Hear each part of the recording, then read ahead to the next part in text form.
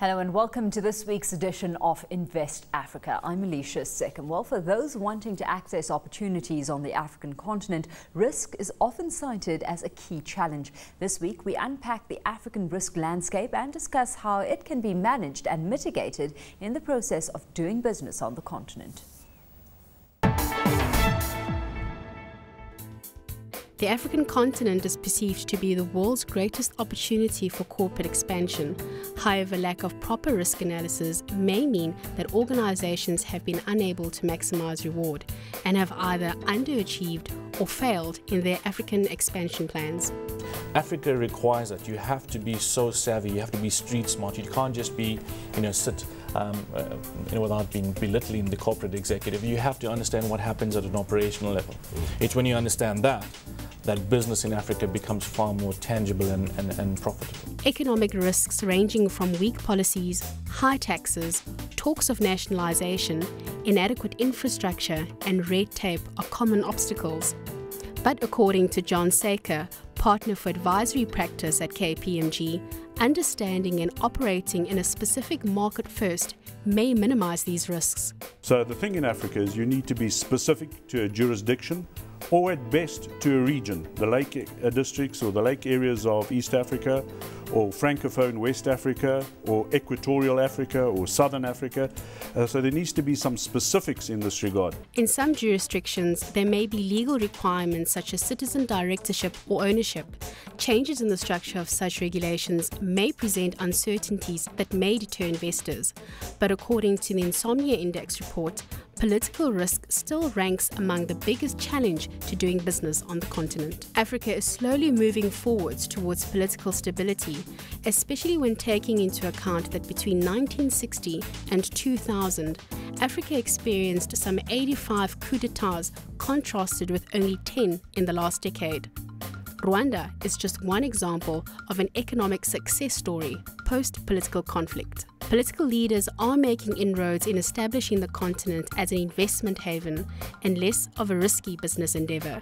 Dumisho Machanyele, Johannesburg. Well, joining me in studio now to take a closer look at the business and investment risk landscape on the continent is Scott Nelson. He's Executive Head of Africa Practice Group, Edwin Nathan Sonnenbergs, and Anton Roux, who's CEO of Aon Sub-Saharan Africa. Thank you both for joining us in studio today. Anton, let's perhaps start off with you. I mean, you have to consider the risk that comes along with doing business anywhere in the world, but it seems that when it comes to doing business on the African continent, the risk scenario is perceived to be a lot more dire. Just how much of a disconnect are we looking at when it comes to perception versus reality? I think there is a difference between perception and reality. I think the key issue is, as you mentioned in your introduction, is that you've got appropriate risk mitigating strategies for the geography that you wish to be in. And then that your mitigating strategy then comply with the regulations of that specific requirement. I think often investors from outside of Africa perceive the continent as one country, yet we've got different legal requirements and legal structures throughout the entire continent, and I think that's sometimes where the disconnect occurs. That putting the focus on proper risk analysis being done in the first place, Scott. I mean, how are businesses faring in terms of getting their risk analysis right when it comes to doing business in Africa? I think they're doing a pretty good job because it is something which is of particular significance in any emerging market or frontier market. Africa being obviously a large collection of emerging and frontier markets. And it's obviously an essential part of any due diligence exercise and any transaction or investment is to understand the risks and that's as is the case in Africa. So I think it's brought into sharp focus and people take it very seriously and generally doing quite a good job. Of course, that risk analysis is critical because it would, to a large extent, Anton, inform just how savvy, how streetwise businesses are when it comes to doing business in various territories. To what extent is part of the problem business still not being country-specific enough in their analysis? Because it's all too easy talking about Africa, but it's not a homogeneous entity.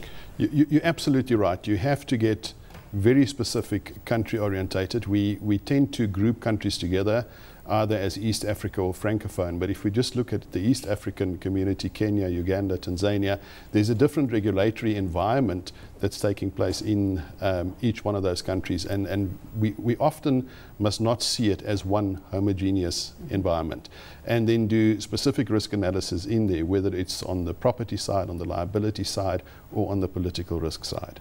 I think one of the things we sometimes see, just to sort of as a different perspective on that, is that we act for a lot of private equity funds who have who favour a country concentration risk spread. So if they're putting a reasonable amount of equity check into the continent, they would rather that was spread across a number of different geographies, economies, legal systems, etc. So I totally take the point that country focus is important, regional focus is important, but also not having too much of your equity exposed to too few baskets is also something which is a reasonably prevalent risk strategy. Helping as a mitigator against that risk, of course, Scott, when we speak to businesses who have reaped success on the continent when it comes to doing business on it, they've highlighted that bringing local partners on board is very much key. I mean, how high on the agenda should that rank as a priority for business? I think local partners are often essential. Obviously, there's often the legal requirement to have a portion of your share capital in the hands of a local shareholder. But going beyond the pure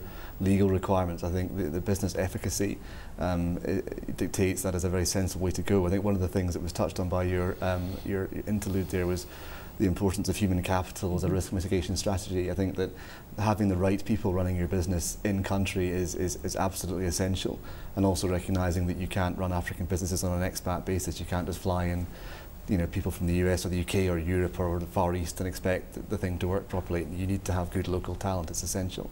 Of course, it's very broad talking about risk as a challenge of doing business on the African continent. So let's hone in on things a little bit. I mean, we've had the Insomnia Index report saying that political risk still ranks as the biggest challenge. So let's tackle that first. What's your view on the political risk scenario we face? I think once again we need to look, if we look for example at this moment in time, political risk in Kenya is quite high. It's 3 months prior to an election. There's a little bit of uncertainty around what's going to be the outcome. We've got the situation currently in Mali as well, which is uncertain and so forth. But within the category of political risk, there's a number of subcategories within that. And the first one might be just expropriation or, of your asset or some kind of extortion. But what we also classify within political risk is sometimes regulatory risks. In other words, you do establish an operation, you do have a contract to do something, but there's frustrating elements in the contract which prevents you from executing. And that's typically a risk that you can insure against to protect the investor in a regard like that. So you may have a strategy to invest in a couple of countries, but you may take a regulatory risk insurance cover in a specific environment if that is a specific concern to you. Where you do have that option, it's still very tricky business. Scott, I mean, let's look at a very recent example. In Zimbabwe, we've had foreign businesses like Impala Platinum, Tongaat Hewlett falling prey to the new indigenization laws that have taken hold there. I mean, a risk, a law that like that actually brings to the table? Yeah, I mean, it does. I mean, Anton touched on a number of different aspects of sort of political or state risk, should we call it. The expropriation of your asset or knowing the stability of your asset is a key one, enforceability of contracts. I think knowing that the institutions of the state that you're sort of depending on are going to be functional as they should be and deliver the outcomes that you're expecting really is sort of the hallmark of where a country sort of goes from being challenging to being one which is sort of open for business properly. I think that more and more governments are realising that given the effective lack of any effective capital market in their own country, that attracting FDI is the only way that money is really going to come in. And to do that, you need to create a stable environment, an investor-friendly environment, which people are generally comfortable with. And I think that's a lesson that's being learned. I mean, Rwanda was cited on your interlude. We've just opened an office in Rwanda.